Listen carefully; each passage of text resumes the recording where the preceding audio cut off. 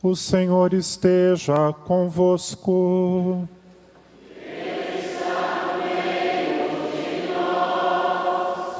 Proclamação do Evangelho de Jesus Cristo, segundo São Lucas.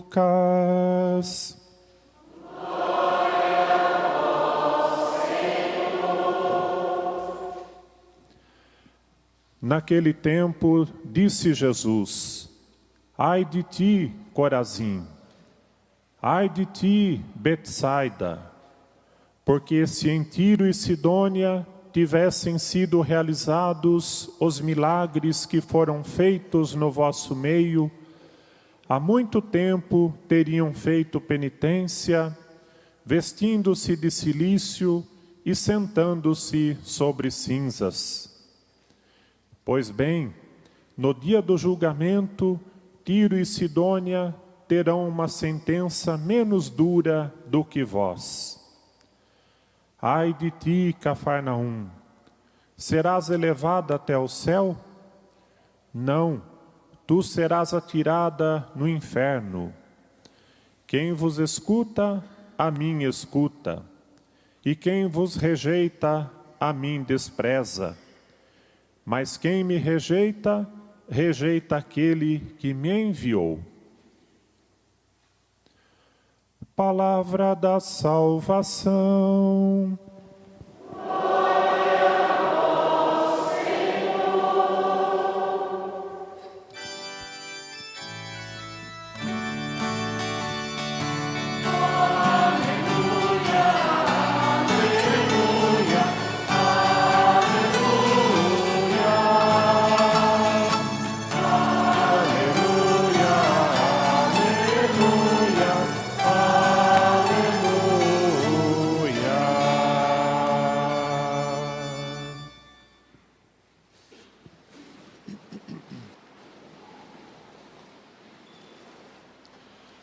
Prezados irmãos e irmãs, reunidos aqui nesta noite, nesta paróquia de Santa Teresa d'Ávila, em Campinas, abrindo com esta celebração da primeira sexta-feira do mês, as festividades da nossa padroeira, neste ano de 2018, reverenciando mais uma vez com a Eucaristia e atenção à Palavra de Deus, o Sagrado Coração de Jesus.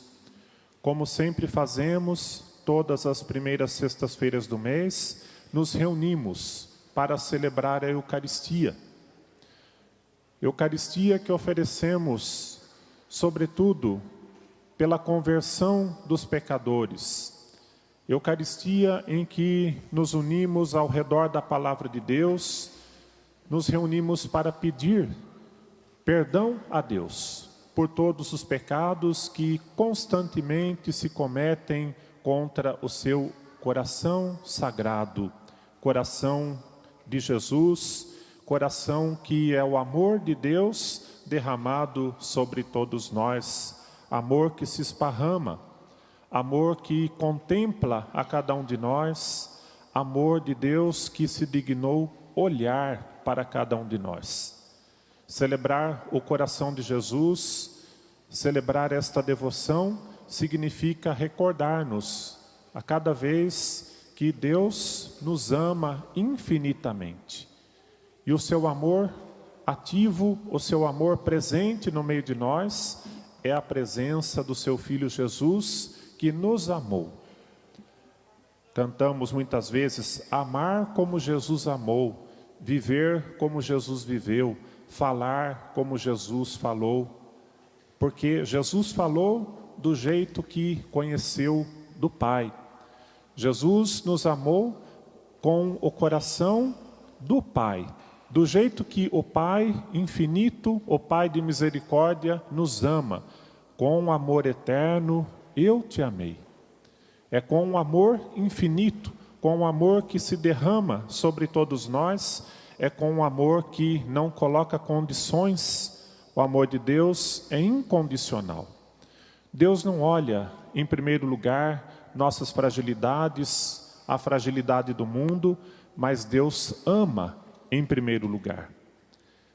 E é isso nós precisaríamos aprender, celebrando a Eucaristia do coração de Jesus, celebrando a palavra de Deus, na festividade do coração de Jesus, somos chamados a entrar na escola de Jesus, para fazer como Jesus faz, fazer como Jesus transformou as nossas vidas, Jesus transformou as nossas fragilidades em grandeza, porque o infinito de Deus se fez presente no meio de nós para nos elevar à mais alta dignidade, a dignidade do Altíssimo. E nós celebramos a Eucaristia ouvindo a palavra de Deus. Palavra que é viva, eficaz, palavra que transforma a nossa vida. Cada vez que nós nos reunimos em comunidade para celebrar a Eucaristia e a palavra de Deus, a palavra surte seu efeito. A palavra não passa por nós sem deixar um sinal, sem deixar uma marca. A palavra que nos tem sido dirigida ao longo destes dias é a palavra do livro de Jó, na primeira leitura. Jó, uma personagem do Antigo Testamento, uma personagem misteriosa, mas na qual todos nós somos chamados a nos ver. Naquele Jó da leitura, todos nós nos achamos ali, porque Jó, na história de Jó, tem um pouco das nossas histórias, ou tem muito das nossas histórias. Jó é aquele homem que tinha muitos bens, Jó tinha uma família bonita, Jó tinha muitos filhos, tinha suas terras, tinha o seu gado, e tudo ia bem na sua vida. Até que um dia o tentador se apresenta diante de Deus e diz a Deus: o Jó é bom, o Jó é justo, porque tudo vai bem na vida dele. Permita-nos atrapalhar a vida do Jó, fazer com que as desgraças comecem a acontecer na sua vida, e nós veremos se o Jó vai continuar firme na sua fé. Então Deus aceita o desafio, então aos poucos o sofrimento vai chegando na casa de Jó. Então vem o empregado, diz: a sua esposa morreu num acidente. Não termina essa notícia, vem outra notícia: os seus filhos foram mortos numa situação. Daqui a pouco vem outro e avisa: o seu gado se perdeu através de uma enfermidade, todo o seu gado morreu.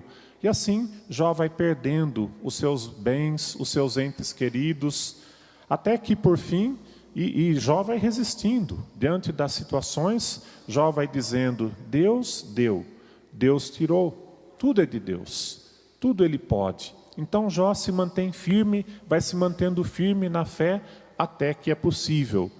Mas quando a enfermidade chega na sua própria vida, a desgraça chega no seu próprio corpo, então Jó se torna uma pessoa doente, enferma, cheio de feridas. Então Jó começa a fraquejar na fé, porque a dor abate a todos nós. A história de Jó é muito parecida com as nossas histórias. Quando as coisas vão bem, nós conseguimos caminhar bem. Mas quando chegam as doenças, as enfermidades, a morte, que passa pela nossa família, que passa pela nossa vida, aí nós somos provados na fé. E o Jó, diz o texto bíblico, que chegou a um ponto que ele tinha que, todo enferidado, coçar as suas feridas com um caco de telha. É a degradação do ser humano que chega o Jó, que representa o Jó. Então, diante daquela situação de sofrimento extremo, aí Jó clama contra Deus e Jó esmorece na fé.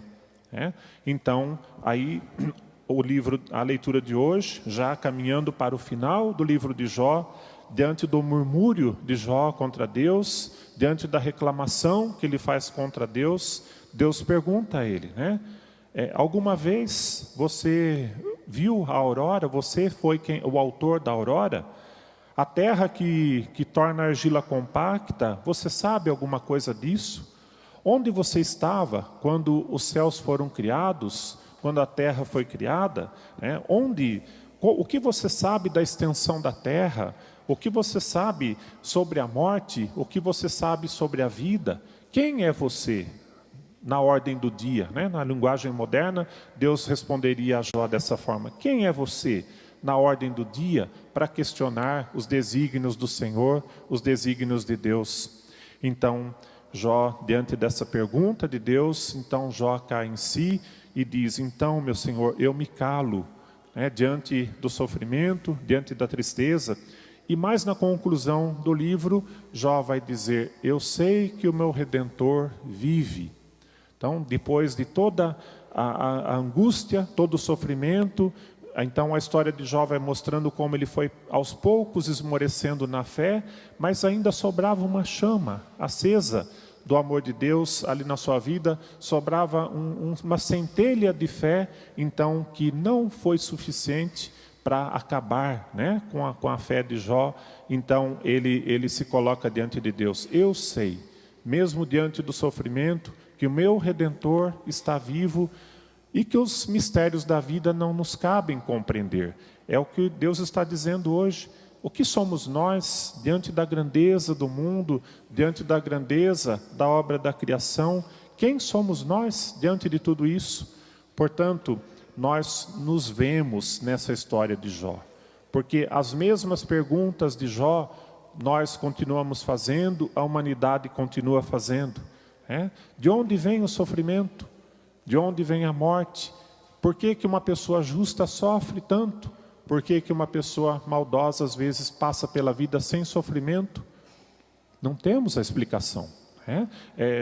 Faz parte do mistério de Deus, faz parte do mistério do infinito de Deus, que não temos essa resposta. Nós não temos, e Jó não conseguiu a resposta quando Deus lhe pergunta, né? Onde você estava no momento da criação do mundo, quando eu tracei as linhas do céu? Quem era você diante de tudo isso? Então, nós somos chamados a nos enxergar nessa figura de Jó, quando vem o sofrimento na nossa vida, quando passamos pelas dificuldades, nós não sabemos a causa. Não entendemos por que às vezes um ancião de muita idade fica numa cama inconsciente por muito tempo, às vezes anos. Uma criança indefesa, uma criança cheia de vida, às vezes passa por uma enfermidade, passa por uma dor e às vezes até a morte. E aí nós ficamos assim quase que indignados, né? Uma criança cheia de vida perde a vida. Um idoso que não tem mais expectativa de vida continua vivo. Qual é a lógica? Não sabemos. Essas perguntas da nossa existência, nós não temos a resposta. E diante daquilo que nós não sabemos, nós colocamos no mistério de Deus. Essas coisas da nossa vida, da nossa existência humana, fazem parte do mistério de Deus. Deus é mistério. Significa que no mistério nós podemos conhecer um pouco do mistério. Nós sabemos algumas coisas do mistério, mas muitas outras nós não sabemos. Então, diante do mistério, nós somos chamados a entrar, mergulhar, fazer a experiência do mistério de Deus. Mistério de Deus que se manifesta não só nas alegrias, não só nos acontecimentos bons, mistério de Deus que também se manifesta na dor, no sofrimento, na morte. Deus esteve ao lado de Jó, silencioso, como esteve ao lado de Jesus na cruz. O Pai esteve ali ao lado de Jesus. O Pai não abandonou o Filho Jesus na cruz, no seu momento mais doloroso. Mas o Pai era uma presença silenciosa, mas presença amorosa. Então, o silêncio também é amoroso.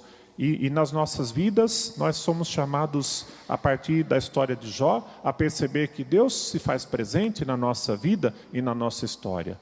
Mesmo nos momentos mais difíceis, quando parece que nós não temos resposta nenhuma, ali Deus está presente, sofrendo conosco a mesma dor, de forma silenciosa, mas padece conosco as nossas dores, as nossas enfermidades. Eu me lembro certa vez, num velório, quando uma mãe, enterrando seu próprio filho jovem, que tinha morrido num acidente, o ministro chegou para fazer a oração, Ezequiel, e ali a mãe perguntou para o ministro: onde está Deus nesse momento em que eu entrego o meu filho, na dor do meu filho, é a mesma pergunta de Jó, né? Onde está o Senhor que não olha por mim? E o ministro, de uma forma muito sábia, respondeu: Ele está aqui, ao seu lado, sofrendo silenciosamente a mesma dor da senhora. Ele está chorando a sua dor. Então, Deus se faz presente na nossa vida, na nossa história. Hoje nós estamos celebrando esta missa em honra do Sagrado Coração de Jesus, devoção que precisa ser divulgada mais na igreja. O coração de Jesus é fonte do amor, o coração de Jesus, essa devoção brota do Evangelho, quando naquela ceia, na última ceia, o discípulo amado reclinou a sua cabeça sobre o coração do Senhor, do Mestre. Também ali naquela momento crucial da vida de Jesus, no momento da cruz, o centurião, o soldado romano, então abre o lado de Jesus e do seu lado aberto correu sangue e água. Ali o sangue de Deus se derrama para nós. Portanto, celebrar o coração de Jesus significa lembrarmos das promessas que foram feitas por Jesus nas intuições que Santa Margarida Maria Alacoque teve, quando então Jesus disse a ela no seu coração: a minha bênção permanecerá sobre as casas em que se achar exposta e venerada a imagem do meu sagrado coração. Eu darei aos devotos do meu coração todas as graças necessárias ao seu estado, do matrimônio, do sacerdócio. Eu estabelecerei e conservarei a paz nas famílias. Eu consolarei as suas aflições. Eu serei refúgio seguro na vida e principalmente na hora da morte. Lançarei bênçãos abundantes sobre os seus trabalhos. Os pecadores encontrarão no meu coração fonte inesgotável de misericórdia. As almas fervorosas subirão em pouco tempo aos céus. Darei aos sacerdotes que praticarem especialmente essa devoção o poder de tocar os corações mais endurecidos. As pessoas que propagarem essa devoção terão o seu nome inscrito para sempre no meu coração. E a todos os que comunguem nas primeiras sextas-feiras, por 9 semanas consecutivas, preparando-se na reparação das culpas, sobretudo, darei a graça da perseverança final e a salvação eterna. Então estamos aqui celebrando o grande amor com que Deus nos amou. Mais uma vez, pedindo que divulguemos essa santa devoção do coração de Jesus, fonte de amor por todos nós, fonte de amor derramada sobre nós. Que assim seja. Amém.